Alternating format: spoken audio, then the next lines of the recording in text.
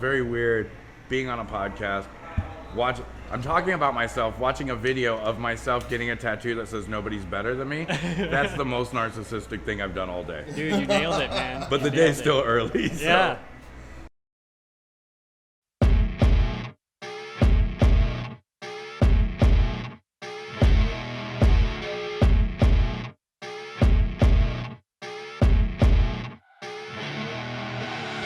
I see her rolling up, Uber black Cadillac, high heel boots and a sexy body full of tats. Baby's bad, oh baby's hella bad. After her there ain't no coming back. Wanna take a run at that. I think she's feeling me, turn it up a few degrees. My imagination of her body gets the best of me.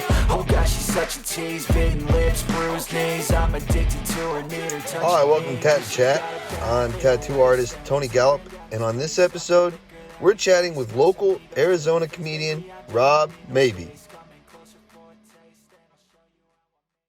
I'm so fat I have fat twos. You guys know what fat twos are? They're tattoos you get when you're skinny, then when you get fat, they don't look like the tattoos you got. Yeah, I got a state of Arizona tattooed on my chest because I'm dumb. And then I gained weight and I took a girl home and I took my shirt off and she's like, why do you have Montana tattooed on you? And I'm like, why do you know so much about geography and still want to fuck me, you know? How's everybody doing? This is KJ Samora here with Tony Gallup at Fifth Finger Studios. Out in Scottsdale. It's in the Harley Davidson building. We're here with comedian Rob Maebe. Hey. How you doing, Rob? I'm good, man. So what are you getting tattooed? I'm getting No Kings tattooed on my hand. No Kings? What, Yeah. Does that mean something to you? Two things. It's something me and my friends used to say when we were growing up. We were always broke and stuff. And my buddy had this real complex about never having any money. And one day he goes, another friend of ours, this guy Carlo, goes, well, the good thing about living in America is there's no kings. Nobody's above you. And it just kind of stuck. It became a thing we'd say whenever somebody was like feeling bad about stuff. And then also one of my favorite rap groups, this group Doomtree, came out with an album like 8 years ago called No Kings, which I was like, oh, that's awesome. And so Yeah, they had the Broken Crown. yeah. logo, Well, yeah. yeah, it goes together. Yeah, I like that. What was your first tattoo? My first tattoo was these cards on the underside of my wrist right here. Yeah? Tony Masoli did them. I went in, I was getting tattooed by him. I saw a picture, he had a picture of a porn star on his desk. And I started commenting about how I'd seen her work. And I didn't even think, oh, she's not dressed like a porn star. She's sitting on a couch somewhere. I go home that night, true Hollywood story, Jenna Jameson, it's her brother. So I had to call the shop the next day and be like, dude, I'm sorry. I said a lot of inappropriate stuff. And he goes, it happens all the time. Don't worry about it. He used to have a Virtue Fighter machine in the shop. And when me and my friends were getting tattooed, we would play it. And his son was like 9 years old and just whooped my ass constantly in it. What attracted you to getting tattoos? My dad has a bunch of them. Yeah. And also everybody in my family. And I don't know. It just felt like something I had to do. On my 18th birthday, me and my dad don't have a great relationship. On my 18th birthday, I didn't talk to him in like 4 years. I moved out on my own when I was 16. And before that, I was living with my mom, wasn't really talking to him much. 18th birthday, he called me up at like 7:30 a.m. I answered the phone and he goes, hey, it's your birthday today, right? I go, yeah. He goes, get a fucking tattoo. And then he hung up on me. That's it. Get a fucking tattoo. Yeah, he didn't even say happy birthday officially. Do you have any tattoo regrets? You have any tattoo Not really regrets. I've let some people that weren't super great tattoo me. Years ago, me and Tony, I'll do anything for some promotion, but no, years ago, my buddy started a tattoo shop with his friend. It was called Heart and Soul. It was in North Phoenix, and I built their website, so they were like, instead of paying you, we'll just give you free tattoos. Yeah, Heart and Soul. Yeah. And I got some tattoos there, but the tattoo artist, I'm not gonna say his name, I'm not that guy, was in a hurry, and he didn't do super great work. And then one time I let my buddy's girlfriend tattoo me. She was not ready. Yeah. She hadn't even apprenticed anywhere, but she had a machine and we were bored. And I was like, go for it. And she tattooed me. They're not horrible, but they're places you can't see. Right. You seem to be handling that pretty well. Do you have a pretty high tolerance for pain? Yeah, my dad beat me up a bunch as a kid. So, you know, when a grown man punches you as a child, you can take a tattoo occasionally. I say that now, but we're gonna fast forward like 20 minutes, and I'm like, I need a break now. How did you get the title "The Juggalo of Comedy"? Oh, yeah, I've heard that. Because I look white trash. I don't get it either. And you're a juggalo? no. You don't even listen to shit? No. Wow. But the weird thing is, my buddy was one of the group's tour manager for like 2 years. But yeah, no, I don't get it. I grew up with some juggalos. I'm familiar with them. This girl I dated for a long time was a juggalo. Yeah. But I think it's just because I'm white trash. I didn't know that was my title. Who said that? It was on a podcast, and I've heard it a different podcast. I'll find him. Man, you did your research. Yeah. Was I on that podcast? You were on that podcast. Bro, yeah. I'm in the process of covering up like 8. All right, were you? Yeah, got up and kept going. my buddy was tour manager for ICP and then Twisted. Yeah, and I've been to a few gatherings. My goal is to perform at a gathering, because why not? You know, why wouldn't you want to do it? Right. Good, dedicated fan following? Yeah, and like I know a lot of people in that culture. Apparently, one of the dude's brothers runs a lot of stuff. This guy Robert Bruce. We have the same birthday. I've talked to him, but I don't think I'm ever doing it. But yeah, I think it's just because I like hip hop. Yeah. Hold on. He does what? Oh, he runs like the gathering. He's, Probably one of the guy's brothers. yeah, Joe Bruce's brother. But apparently we have the same birthday. I emailed him like 2 years ago, and they were like, "We don't do comedy anymore, but if we ever do it, we'll let you know." That's cool. Because I want to do that shit. You know? Yeah. Who wouldn't want to do it? Also, I feel like that's my fan base. You know. Yeah. So it's fine. But yeah, I didn't know somebody said it on a podcast that I was also on. Was it like a group thing, or was it just Yeah, me? it was that was the title of the podcast. Really? Yeah. Man. No, that's me, I guess. I'm fine. I'll be whatever you want me to be. Oh shit, sorry, dude. What do you think makes people laugh? Tension. You build tension and anxiety, and then you release it in a way they weren't expecting, and they laugh. Yeah. It sounds super scientific, but you know that's what it is. Every joke is some form of tension building. That's why I think horror movies and comedy are so close together, because Yeah. they both build tension and then release tension. That's it. That's why like Danny McBride can write a Halloween movie, and it's fantastic. You Right. know? Or Simon Pegg can do like Shaun of the Dead, which is kind of a comedy, but it's also a horror movie, and it works both ways. There's an absurdity to it that Yeah. that works. Yeah. Yeah, and you know, if you have to be interesting, funny, clever stuff. I don't know. I have no idea how comedy works. I think I have a viewpoint a lot of people don't have, and also I'm very aggressive. I feel like I'm one of the 7 comedians that are like, man, this guy's funny, but he'd probably fuck me up too, Right. which works for me somehow. But nobody knows I'm a secret romantic. What do you mean by that? No. I got a big heart. Yeah. It's just that shit's not funny. Yeah. You can't talk about the good things in your life on stage. It never works. It just sounds like you're bragging. Yeah, that's true. I agree with that. Yeah. What do you think drives a person to want to do comedy? Broken homes. Yeah. Well, not necessarily that. You have something in you where you need validation from others. Like, I want to say, like, I'm the most confident guy in the world and I never care what other people think. But when I'm on stage, I want everybody to love me. Right. Like, I did house comedy on Wednesday. There was probably, I don't know, 150, 200 people there. And one lady had her arms crossed. And the whole time, all I was doing was focusing right on Trying her. to get her to laugh. Yeah. I was like, what's wrong? When she walked out at the end, you know, you do the thing where you're like shaking people's hands and people are telling you you're funny.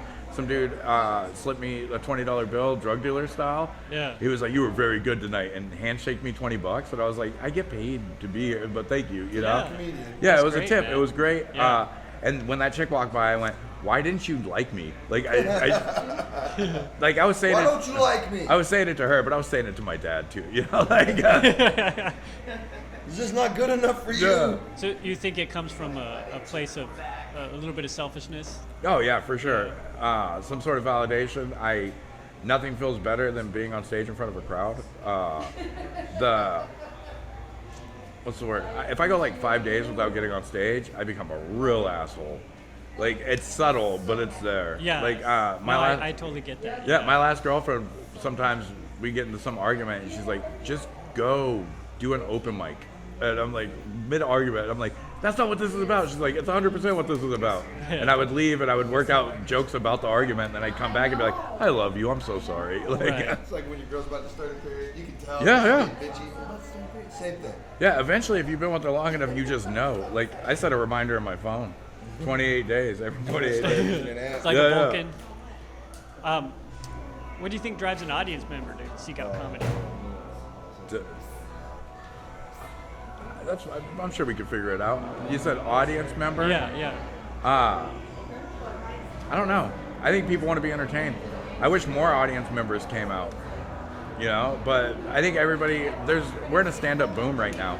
I agree with that, yeah. And it's cool because a lot of people that would have normally just been like casual fans of like comedy are getting real into it with podcasts and things like that. Oh shit, is that what they do when somebody sells a Harley? Oh, that's awesome. We're gonna have to wait for Glimmerman to finish this thing. Yeah. Yeah, we might have to pause. Yeah, let's pause for just a second. We'll be second. back in 10 and 2, guys.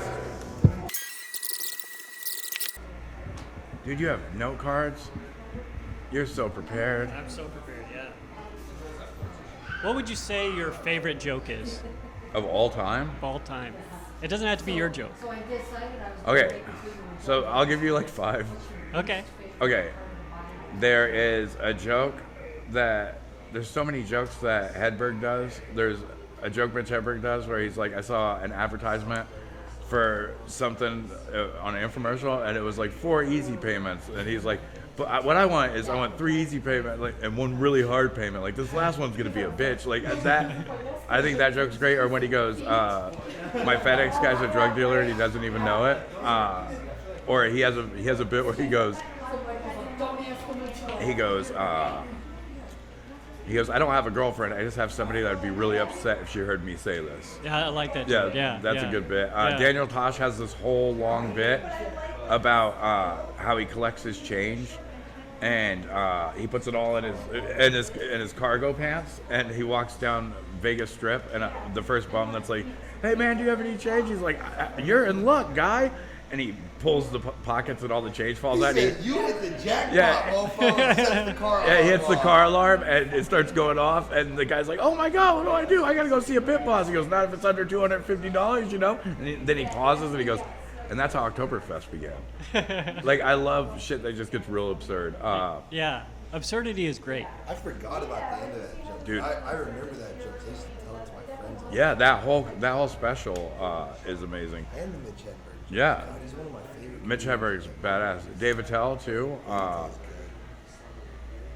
feel like he's one of the ones that like comedians give recognition to, but the public doesn't. Dude, Dave Attell is every comic's comic. Late night with the insomnia. Yeah. Love that shit. Stanhope has that bit about cancer. Uh-huh.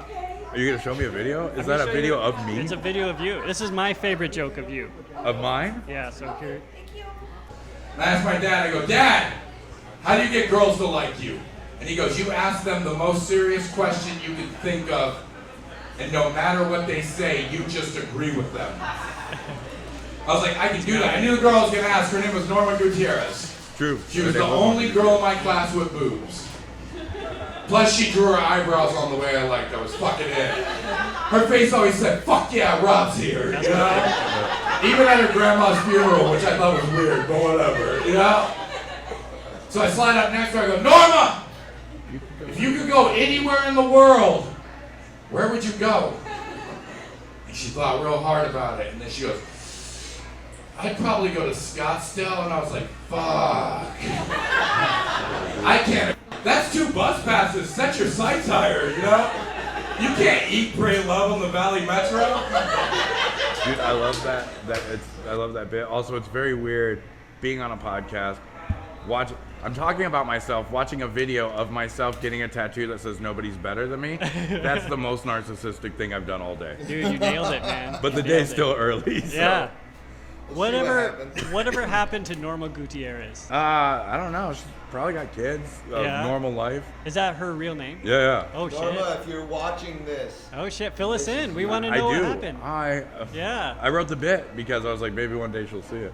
Yeah. But no. Really? Yeah. Well, partly, but also because it really happened. I was like, Funny as you could fuck. do a fake name, but why? She was the only girl in my class that had boobs. Yeah. 5th grade and she had honkers. It's a weird obsession. Yeah, the first Yeah. girl. I felt bad for the first girl who had boobs in my school because not only did she get boobs, she got really big boobs. Yeah. And then when she would like run, they would just like bounce up and hit her in the face. And Yeah. I just felt bad for her because it was just There was a girl named Crystal for me in 6th grade. I ended up dating her. really. So hot. And her friend Olivia. Crystal and Olivia, if you're Crystal and Olivia. listening, I go to Missouri sometimes. Do you ever Don't call me. do you ever wonder what happens to the people you grew up with? I talked to a bunch of them. Oh yeah. I have a tattoo of logo for a rap group, Society of Invisibles. And I basically grew up with a bunch of those dudes, and I still talk to some of them. One of the guys, Arlo, the dude that makes all the beats, one of the 3 guys that makes all the beats for the group, messaged me last night and was like, "When's your next show? I want to help you write." Oh right. Yeah, and I was like, I don't need the help, but I appreciate you. Like, I'm pretty good. Do you like writing with other comics? No. Yeah. No offense to any other comics, but it seems like every time we have like a writing session, it turns into them going like, "What do you think I should do with this joke?" Which is fine, but then I leave and I just write by myself, and I'm You like, just wrote Yeah. the whole fucking bit. well, we worked on it together, but at the same time, I'm like, I didn't even get to go through any of my bits. Right. And but it is what it is. I used to write with a comic all the time, and we always end up working on his stuff. And Yeah. then when my stuff came around, he would just like put it down so bad. Yeah. And it's just like, oh, well, why am I doing this? Yeah, I'll 'cause- just do it by myself. All comics are narcissists to a certain extent. So Yeah. when you get in a group, it's like, oh, let's talk about me. Let's do my thing. Right. Which is dumb, but if you notice, especially like newer comics, when they're all talking, they're always trying to one-up each other. Every story is trying to one-up the other Yeah. story, and I'm just like, all right, And it's a bad habit. That's Yeah. just a bad thing to do as a friend, too. dude, I do it, and I Yeah. hate it. Yeah. Like, I catch myself doing it sometimes, and like someone will be like, man, I did the show, and blah blah blah blah blah, and then instantly I'll go, yeah, I did the show, and I'm like, I should have just responded to, but it just happens. But I'm working on it. Sometimes you're just trying to relate. Yeah, definitely. Sometimes you're trying to relate.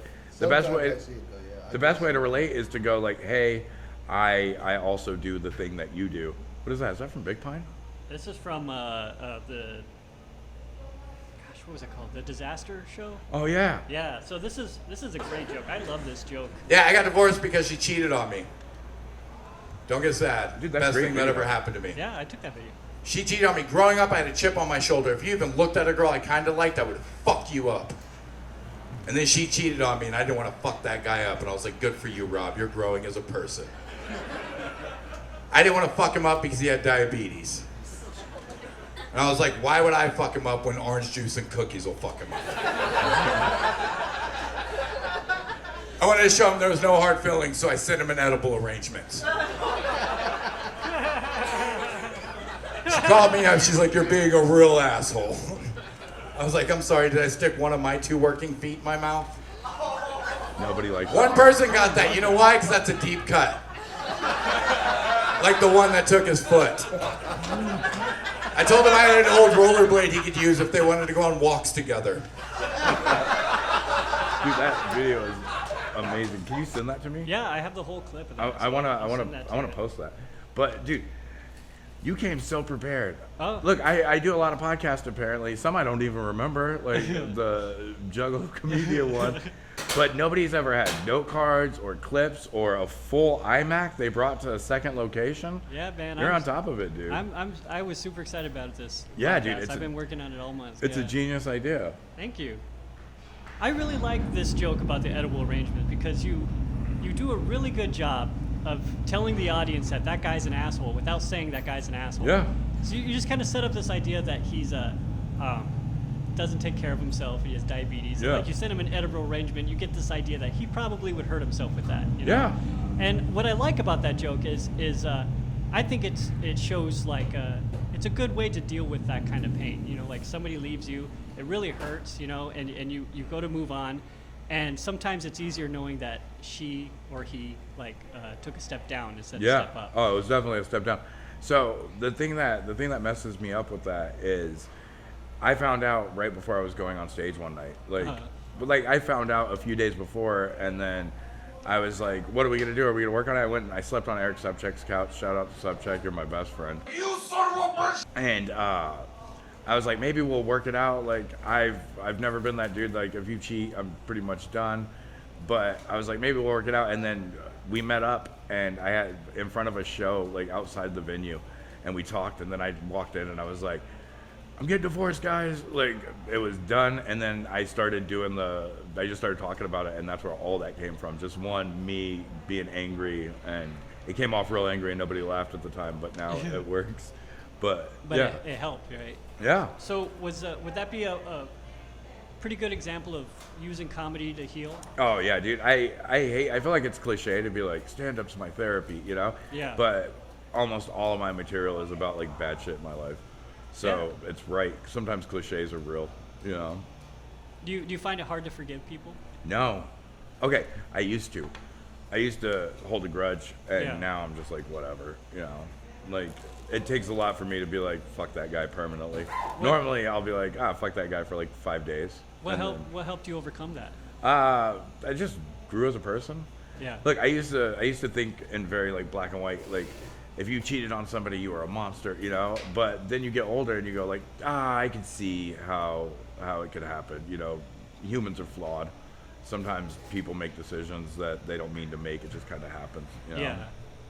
People have told me that like revenge is the best revenge is a well-lived life. Yeah. You know, like if you just go out, do your thing, and be successful. Do you think that's true?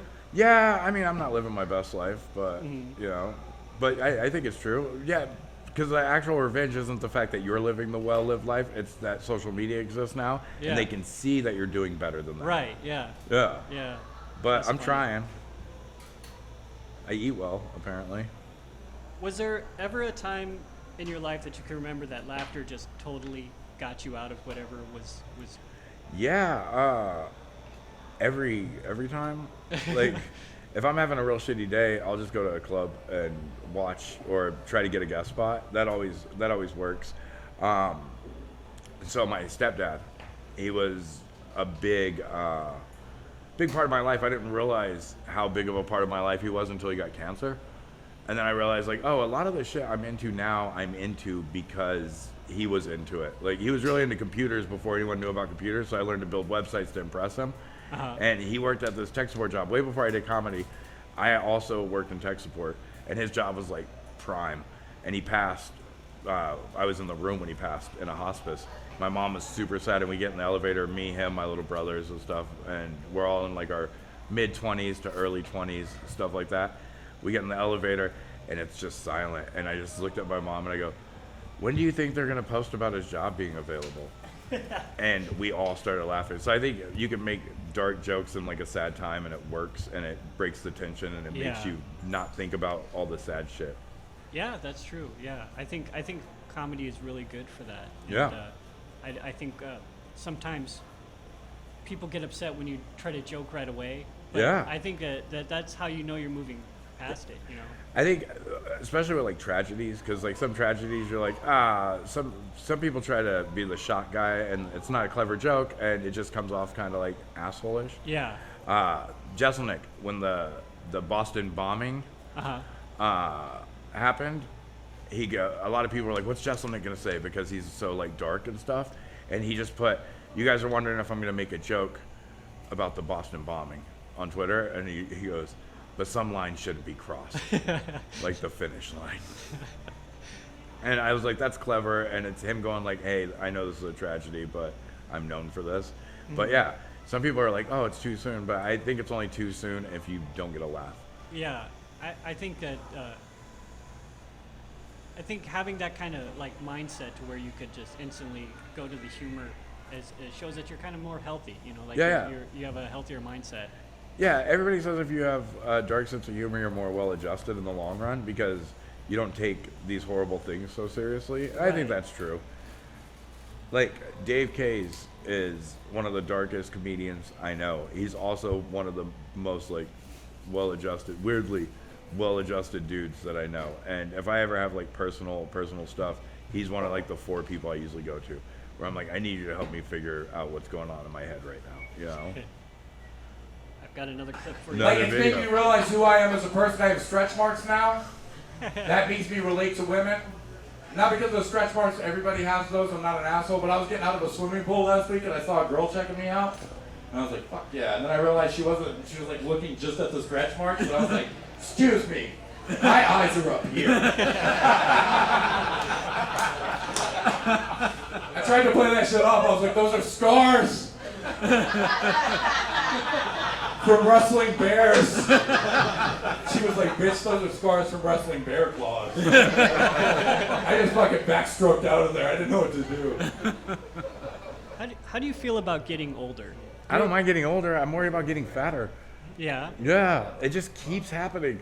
and you can't do anything about Dude, I don't know if you remember, like 2 years ago, I was like a thin dude. it. Yeah. And I can do stuff about it. I'm just too lazy. I went for a hike on Tuesday, and I'm still sore Oh, today. man. Yeah, almost a week.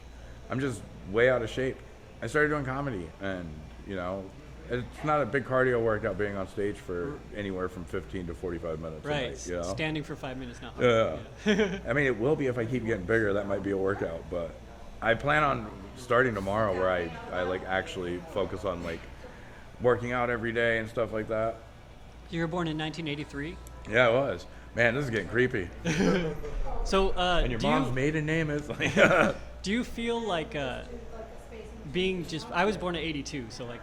What? You're older than me? I'm 1 year older than you. That's yeah. impossible, I know, dude. right? Like, but You look way better than I do. well, I try. If you shave the mustache off, you probably look like you were like 23. Yeah, I get carded again. Yeah. Yeah.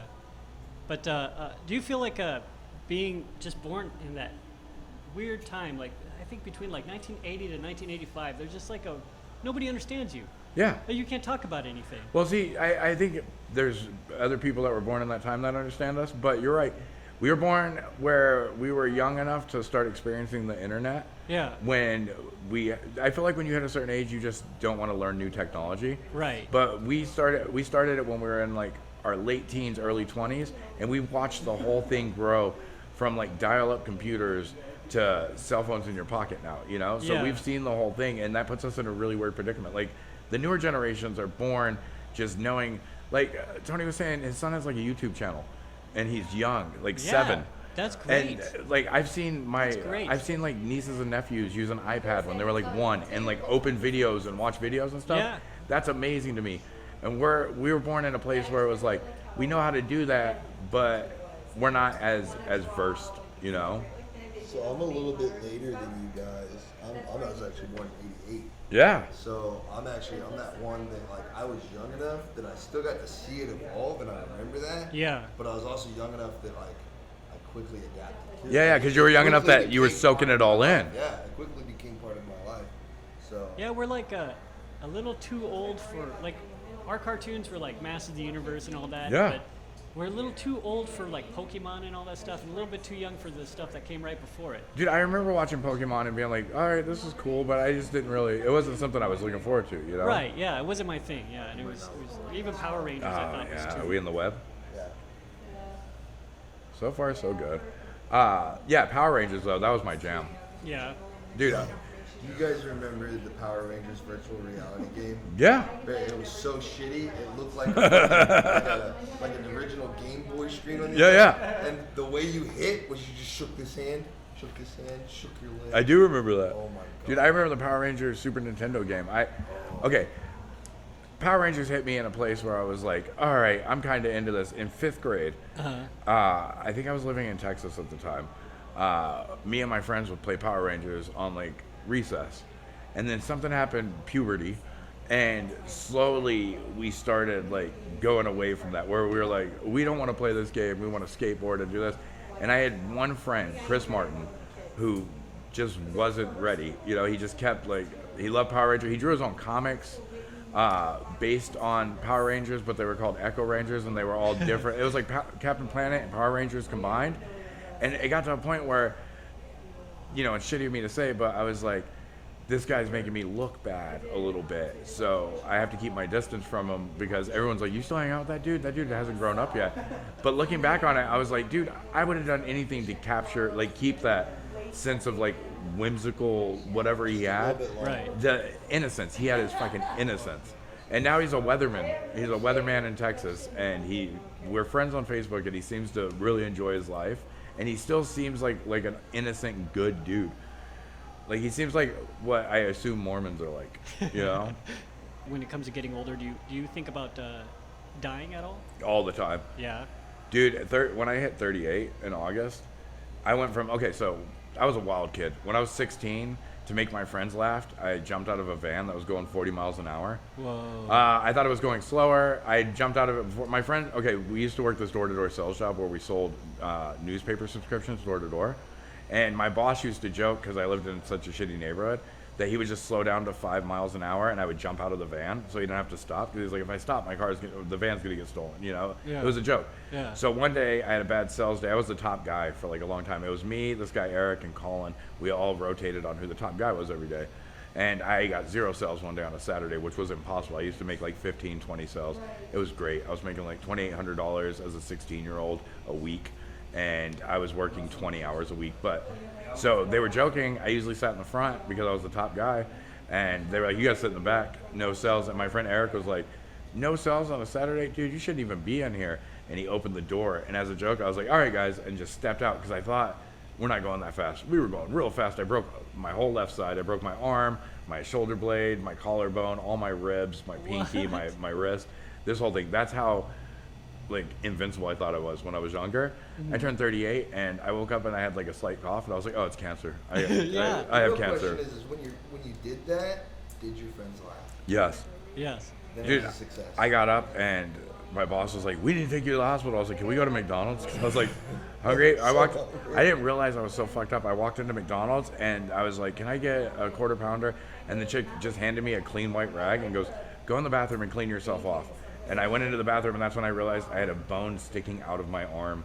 And once that hit, the shock wore off. I started puking like into the sink and I came out and I was like, we have to go. And he took me back to my house and my mom was taking the trash out when I walked in. And she was like, hey, you're home early? And I was like, we have to go to the hospital. I jumped out of the van and she goes, oh, you're very funny, Robbie. And the second I got out and she saw me, she was like, get in the fucking car. Wow. And we went and the whole time she kept going, you got to tell them you fell skateboarding. If you tell them you jumped out of a moving van, they'll lock you up. And she was like dead. Like she had this like ghostly look on her face where she was just like, this is how he ends up in a mental institute. Yeah, that was a moment where your mom's like, oh shit, my son. Yeah, we joke about it all the time. But yeah, as soon as I hit 38, I instantly started thinking about dying. And 38's not old. It's not, yeah. Yeah, but in my brain, like I was like, yep, I have cancer now. You know, like that's why I was trying to quit smoking so bad because I was like, I could stop it. You know, but in my brain, I was like, everything that's wrong with me now, any small thing, I'm instantly like, oh, this is the beginning of the end for me, guys. What would make a Rob Maebe funeral? Well, apparently, according to that podcast, Juggalo music? No. No, I don't know. It would probably just be a bunch of comics going up and roasting me. Yeah. And, like, my mom crying and laughing. And, you know, and all my brothers. Smacking a couple of them. Yeah, my brothers getting drunk and fighting in the parking lot, but, like, in a good, loving brother way. How many brothers do you have? 6. What the fuck? Wow. 6. Yeah, I always you get want shocked 7? when... Yeah. Yeah, I have 7 brothers. I always get shocked when I hear somebody has a lot of family. Even though I have... So I have one full brother. I think of them all as my brothers. There's no like step brothers. There is, but so I have 2 older brothers, Anthony and Michael. They live in Texas, and also my youngest brother, who's a half brother, Jared, lives in Texas too. And then I have a full brother, Dan, who's 2 years younger than me, and then 2 step brothers that are younger than him, that live in New York. So 6 brothers altogether. And apparently I have a sister that was put up for adoption before I was born. I never met her. I didn't even know about her until one day I had a voicemail that was like, hey, I'm your sister. Sorry, I'm reaching out to you. And I asked my mom. And she was like, yeah. She like told me the whole thing. It was a very like emotional moment. She was like, I was real young, this, that, and the other, you know. And she didn't leave a return phone call or phone number, and it was a blocked number. So it was just that voicemail, and that was it. Wow. Yeah, I haven't heard back from her. That was 2012. Yeah. Tell me about Untitled Short Film. Oh, dude, that was just a joke. You never made it? No, I want to make something. I just thought it was funny because I always want to make something like a film. I've written like first drafts of like 12 scripts, like feature-length scripts, and then I'm just like, I hate all this, you know? It all seems cliched, but eventually I want to make something. Yeah, dude, you just got to do it, man. It's funny because when he started this, I took a picture of it, I posted it on Instagram, and I said, there goes my acting career. Because besides Pete Davidson, you can't have like a ton of tattoos and be an actor. Do you feel that's going to change? Yeah, eventually. Yeah. I mean, they can cover it with makeup or digitally. It's just... Or they just don't have to. People have tattoos, it's expensive. You know? Yeah, people have tattoos, but you can't. You can only play certain characters. Yeah, you cannot. You can't be like the school principal with like hand tattoos. Yeah. I mean, I guess you can, but it just doesn't seem logical. But I never wanted to be an actor. I want to act in a movie I write. I just always wanted to do stand up, but now you have to do like 10 things. Like Hedberg says, he has that bit where he goes, I had an agent that was like, hey, you do stand up. Do you write movies? I'm butchering the joke, and he goes, comedy's the only place where you do that. Nobody ever goes, hey, you're a chef. Do you farm? Right. Yeah, that's true. Yeah, but cooking's also. Yeah. Do you paint? Do you do commissions? Do you do Cooking's logos? also like the only art form where that people could just make a ton of fucking changes to it. Yeah. Yeah, it's like you can't go into a gallery and be like, oh, I like this painting, but can I get it without the blue? Yeah. Dude, that's got to be rough. I never even thought about that, where it's like, I make this dish better than anyone else. Yeah. And they're like, yeah, I like it, but no onions and no this and no that. And you're like, okay, well, that's not what I make. Yeah, that's not the way it is. Yeah, like Yeah. that's not the. It annoys me.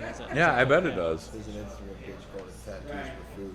Yeah. It's so funny they do shit like that. Dude, I'm going to check It's that like, out. it's like, can you just make 4 or 5 different meals for me, and then if I like one of them, I'll eat it? Yeah, dude. Can you design a couple different ones? If I like one, I'll get it.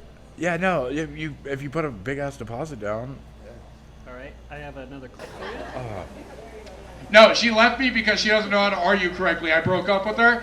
Like, every girl I've ever dated argued the right way. She didn't. She would instantly go to the worst thing over the smallest thing. Like, I came home one day, she goes, where were you? I was like, I bought smokes. And she goes, did you buy me smokes? I go, oh, I didn't know you needed them. And she goes, oh, not paying attention to details. That's probably why your dad hit you so much. Right? I was like, you skipped a bunch of steps. Aren't you supposed to call me dumb first? Is this at the erotic poetry thing? Yes. Yeah. That was Yes. right after we broke up. Really? Yeah. I wrote that joke the day after we broke up. That was the debut of that joke? Yeah. Oh, wow. What a great catch, man. Yeah, Dude. that's a good joke, man. Thank that's you. That's a That good was joke. a great joke. It's true. Like, I dated this chick and I loved her. And slowly over the course of like 2 years, she just started getting real mean to the point where I was like, I don't even want to be here anymore. You know? Yeah. Why do you think we do that to each other? I feel like people just start getting on each other's nerves. I have an idea that unless it's like true, like love, whatever that is, the quirks that you liked about the person when you first started dating them slowly becomes the things you hate about the person. Yeah. The first relationship I was in was 8 years, and this chick loved me because I was super social, and she was more shy and reserved and stuff, and I was always going out, like, talking to people, and then by the end of it, she hated it. Like, we'd be at a gathering of people, and she would just sit there with her arms crossed staring at me. My best friend Matt would always point it out, Jen's mad at you again for talking to anybody. And I'm like, I know, but that was the thing she told me originally. She was like, I love that you're a social butterfly and you make friends really. And then by the end of it, she was like, you just never talk to me when we're out. And I'm like, yeah, because I talk to you when we're at home. We live together.